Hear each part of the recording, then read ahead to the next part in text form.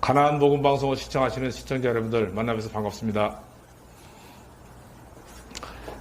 저는 국제선교신학에서 후배들을 양성하고 있고 오래전부터 성경 두루마리 연구원을 통해서 성경의 진리를 많은 분들과 함께 교제하고 있는 김종진 교수입니다.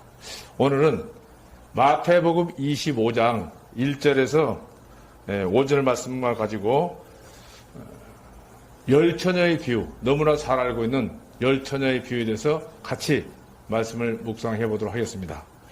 예수님께서 마태복음 24장에서 이스라엘 백성들과 예루살렘의 멸망을 예언하시고 이어서 예수님의 재림과 심판을 세 가지로 오늘 우리에게 25장에서 비유를 말씀하고 있습니다. 그 첫 번째가 열처녀의 비유, 그 다음에 달란트의 비유, 그 다음에 양과 염소의 비유, 이 세 가지 비유를 통해서 우리에게 마지막 시대에 그리스도인들이 살아야 될 삶에 대해서 얘기를 해주고 있습니다. 이 세 가지 말씀을 비유하실 때 구원받지 못한 사람들의 심판에 대해서 이 단계적으로 무서운 경고 말씀을 우리에게 주고 있습니다. 자, 어리석은 처녀들에게 하신 경고의 말씀. 진실로 내가 너희에게 말하노니 나는 너희를 알지 못하노라. 25장 12절 말씀입니다. 한 달란트를 땅속에 두었던 종에게 하신 경고의 말씀 무엇입니까? 너희는 이 쓸모없는 종을 바깥 어두운 곳에 내어 던지라. 거기서 슬피 울며 이를 갈게 되리라. 25장 3절 말씀 있고요. 왼편에 있는 염소들에게 하신 경고의 말씀 무엇입니까? 24장 46절에 이들은 영원한 형벌 속으로 들어갈 것이나 그 의인들은 영원한 생명으로 들어가리라는 말씀이 있습니다. 이 세 가지 종말의 비유로들은 바로 지옥의 심판으로 이어지지 아니하고 어느 비유에서도 7년 환란이라면 7년 왕국에 대해서는 얘기한 적은 없습니다. 그 거친 데 암시가 없는데 그러면 이 비유의 중요한 것은 무엇입니까? 중요한 것은 교회를 상징으로 하고 있는 열처녀. 열처녀들은 그 열처녀들의 친구들인 신부 친구들로서 신랑이 오는 시간에 신부 대신 맞으러 나간다는 말씀이 있습니다. 자, 이스라엘 결혼 풍습을 보면 제 1단계가 있습니다. 그 1단계는 뭐냐면 신랑 신부가 신랑의 결혼 예물 명세서를 확인하고 그 결혼 명세서가 예물 명세서가 마음에 들면 첫 번째 하는 것이 뭐냐면 약혼을 합니다. 자, 이건 우리가 영적으로 한번 생각할 필요가 있습니다. 왜 성경이 이 말씀을 하셨는가? 예수님께서 제시하신 선물 명세서가 뭡니까? 성경을 통해서 예수님께서 저와 여러분들이 그리스도의 신부 되는데 조금 더 부족함이 없도록 충분하게 결혼 예물 명세서를 그분의 생명을 내놓으셔서 생명값으로 우리를 사셨습니다. 성경을 통해서 영생을 받고 신부로 약혼을 한 후 결혼식을 기다리고 있는 단계가 지금 저와 여러분들의 모습입니다. 제2단계는 뭡니까? 신랑이 신부 집으로 와서 서약을 합니다. 반드시 증인들 2사람 이상이 있어야 됩니다. 우리는 성령님께서 오셔서 인치심으로 이미 서약을 받았고 성령님과 말씀의 증거를 받고 예수님의 모친 마리아와 요셉의 경우는 바로 2단계 상태였습니다. 3단계는 신부를 데리고 가려고 결혼식을 다 한 후에 신부를 데리러 오는데 주변 사람들 축하를 가능한 한 많이 받기 위해서 마을을 돌다 보니까 늦어지는 경우도 들어 있습니다. 그래서 원래는 결혼식을 초저녁에 하는데 조금 늦어질 수도 있고 아니면 다음 날로 연기되는 수도 있습니다. 오늘 비유에서 3단계에 해당되는 비유입니다. 신랑이 오는 날과 시간이 절대 비밀입니다. 신부는 미리 대비하고 있다가 갑자기 신랑을 극적으로 맞이하게 되는데 이 풍습을 비유로 우리에게 오늘 말씀을 하고 있는데 그래서 신부 대신 마중 나간 처녀들, 신부 친구들입니다. 처녀들은 지상의 완전수로 예수님의 신부 되는 교회의 모형입니다. 기다리다 졸며 자고 있는 처녀들, 신랑이 늦음으로 모두 졸려서 잠이 들었다 그랬습니다. 처녀들은 처음에 신랑이 올 때 알고 있어서 신부의 지시를 받고 대신 마중에 나갔는데 집에서 마당 문 앞까지 나가서 기다리고 있었으나 우리는 예수님께서 어느 날, 어느 시간에 올지 모르지만 시절은 알 수가 있습니다. 이런 말씀이 있습니다. 아지랑이가 피면 봄이 온다는 신호이고 검은 구름이 끼면 비가 올 징조이고 예수님께서도 천기는 분별할 줄 알면서도 예수님의 초림은 모르고 있다고 예수님의 오실 것을 모르고 있다고 책망을 하고 있습니다.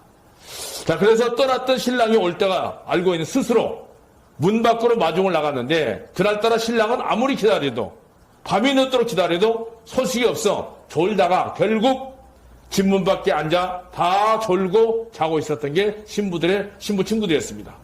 그런데 어리석은 처녀들은 설마 이렇게 늦을 줄 몰랐기 때문에 기름 그릇을 따로 준비하지 않았다는 겁니다. 지혜롭고 어리석은 기준은 단순하게 신랑이 늦을 수도 있으니 따로 기름을 다른 그릇에 담아서 같이 가져왔느냐 아니면 그릇을 준비하지 않았느냐 아주 간단합니다. 조는 것이나 자는 것은 다 똑같이 졸고 다 같이 잤습니다. 그러나 한밤이 되어 모두 졸며 잘세라고 그랬는데 잔다는 의미는 신랑이 오신다는 생각을 잃어버린 것입니다. 자신의 구원을 돌아보지 않고 첫사랑도 식어지고 나 처음 믿는 그 시간도 잊어버리고 그 감각도 둔해져 버리고 도대체 내가 구원을 받았는지 아닌지 헷갈리는 영적 상태가 깊이 졸고 있는 상태입니다. 현재 이 세상에는 그리스도인들을 졸게 하는 수면제가 막연하게 있습니다. 그 수면제가 무엇입니까? 먼저 알 것은 이것이니 마지막 날들에 조롱하는 자들이 와서 그들을 정욕대로 행하며 말하기를 그분께서 오신다는 약속이 어디 있느냐? 조는 이유 중 하나는 깊은 밤이 되었기 때문입니다. 지금은 영적으로 굉장히 깊은 밤이 깊은 시대입니다. 교회들의 등불이 다 꺼져버렸습니다. 시대를 깨우는 파수꾼들이 사라지고 있습니다. 광야에 외치는 자의 소리도 듣지 못한 지 오래됐습니다. 보세요. 교회는 갈기갈기 찢어서 다 분열됐습니다. 무슨 교회가 그렇게 교단이 많고 교파가 많습니까? 예수님이 이 땅에 오셔서 교파 하나도 만들지 않았습니다. 교단 하나도 만들지 않았습니다. 오늘날 인간들은 교단 교파를 따지면서 자기하고 조금 다르면 이단시합니다. 그래서 교회가 분열됩니다. 그런 사람들 교회에서 보면 모임이 끝나면 집사들 장로들 따로따로 모여서 노래방하고 춤추고 교회 안에 동성애가 스며들고 소돔 고모라가 쾌어 축제라는 이름으로 지금 복원되고 있습니다. 이게 현실입니다. 자, 교리적으로도 자유주의, 진보주의, 사회주의, 운명적인 가장 무서운 게 우리나라의 아주 샤머니적인 사주팔자하고 똑같은 애정론. 그건 마귀가 만든 겁니다. 안민환주의, 오순절 신비주의가 영혼들을 잠들게 하고 있습니다. 다 인간들이 만든 교리입니다. 어디에도 없습니다. 그런데 이런 가운데서도 한 번도 사람들의 손을 타지 않고 순수하게 하나님의 진리의 복음만을 전하고 있는 복음교회들이 세상 눈치를 보고 순결을 잃어가고 있습니다. 다들 졸고 있고 깨어있는 그리스도인들이 오히려 미친놈 취급받습니다. 이단 취급을 받습니다. 죄를 합리화하고 낙태를 인권이라고 하고 이혼을 여성의 권리라고 하고 트랜스젠더를 성소수자라 하는 희한한 말을 만들어서 교회가 지금 타락하고 있습니다. 세상 소돔과 고모라가 죄라고 설교하면 처벌받는 세상, 모두가 같이 썩어져가는 정통이라고 하는 세상이 모두 돼서 깊은 잠에 빠지고 있습니다. 정통? 인간이 만든 겁니다. 정말 정통교회는 교단이 없습니다. 교파도 없습니다. 1517년 종교개혁주의자들이 로마교가 개혁되면서 만들어진 교단이 바로 교파입니다. 그 전에는 교파, 교단 아무것도 없었습니다. 예수님은 이 땅에 오셔서 단 하나의 예배당 건물 지은 적도 없고 단 하나의 교단을 만든 적도 없고 단 하나의 신학교를 만든 적도 없습니다. 바로 오늘 교회가 모두가 깊은 잠에 빠져있는 한밤중이 되어서 어두워져 있는 상태입니다. 말씀은 제껴놓고 사람들의 전통, 사람들의 역사, 그날 갑자기 와서 너희가 가지고 있는 걸 보지 않도록 깨어있으라. 너희에게 하는 이 말들은 사람에게 하는 것이니라. 보라, 신랑이나 맞으러 나오라. 한밤중에 그곳에 외치는 소리가 나되 보라, 신랑이 오니 너희도 맞으러 오라 하매 그때에 그 처녀들이 모두 자던 사람들이 일어나서 자기들의 등불을 손질하고 이스라엘 결혼식은 약혼, 서약 그리고 약 2해, 2년 정도 지난 뒤에 신부를 데리러 올 때 먼저 친구나 혹은 사람을 신부 측에 근처에 보내서 큰 소리로 신랑이라고 먼저 외칩니다. 그런 알려주는 풍습이 있습니다. 그 말씀이 오늘 마태복음 25장에 자세하게 설명하고 있습니다. 그 소리가 크게 들렸기 때문에 깊은 잠이 빠져들었던 열처녀, 신부 친구들이 다 깨어서 일어났습니다. 그들은 누굽니까? 바로 오늘날 온전한 숫자를 지니고 있는 열처녀, 바로 성령님입니다. 교회를 상징합니다. 이 교회가 절반은 지혜로운 교회고 절반은 어리석인 교회입니다.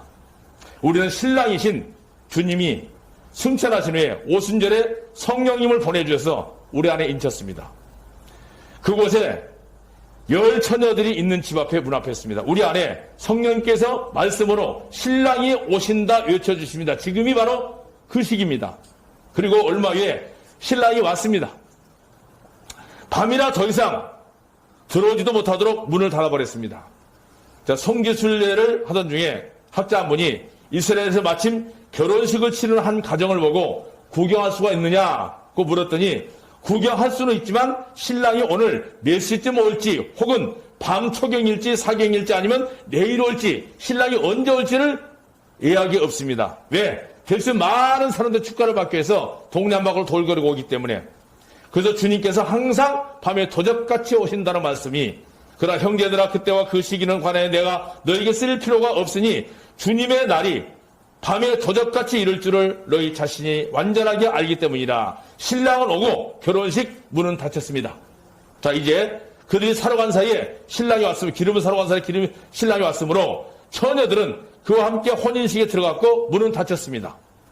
어리석은 처녀들이 소리질러 깨어보니 자기들의 등불이 이미 일부러 꺼져버렸고 또 꺼져가고 있고 꺼지기 직전이라 지혜로운 처녀들은 기름을 빌려달라고 했지만, 처녀들이 빌려달라고 했지만 구원은 빌릴 수가 없습니다.